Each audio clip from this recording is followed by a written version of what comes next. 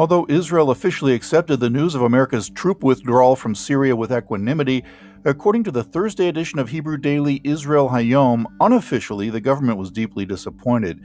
The paper quotes a senior minister in Israel's government who called the withdrawal a spoiled opportunity. It would have been possible to demand of the Russians the pullout of Iranian forces from Syria, at least partially, in exchange for American forces leaving. The paper also quotes a well-known member of the political establishment who described the pullout as the abandonment of an ally. Extracting forces broadcasts a lack of staying power by the U.S., and it will be streamed to the entire world. Attorneys working on behalf of the Israel State Prosecutor's Office recommended on Wednesday to indict Prime Minister Benjamin Netanyahu for bribery in 2 corruption cases.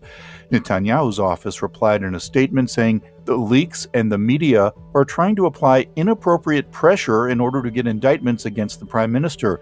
Attorney General Avichai Mandelblit, who has the final say on the Netanyahu cases, said Thursday his office will not be influenced by anything other than the evidence and the law. The chief Ashkenazic rabbi of Jerusalem, Aryeh Stern, issued an unprecedented Jewish legal ruling that Israel has an obligation to help free Palestinians who've been imprisoned for selling land to Jews. Stern wrote, the obligation for freeing imprisoned Jews also applies to Palestinians jailed for selling land to Jews. Stern's letter came in response to the recent abduction of Issam Akel, a resident of Jerusalem who was arrested by the Palestinian General Security Service on the suspicion of helping Jews acquire real estate. In the Palestinian Authority, the punishment for selling land to Jews is death. Next week, for the first time ever, an Ethiopian Israeli will receive his combat wings in the Israeli Air Force. His service as a navigator on a combat jet begins immediately thereafter.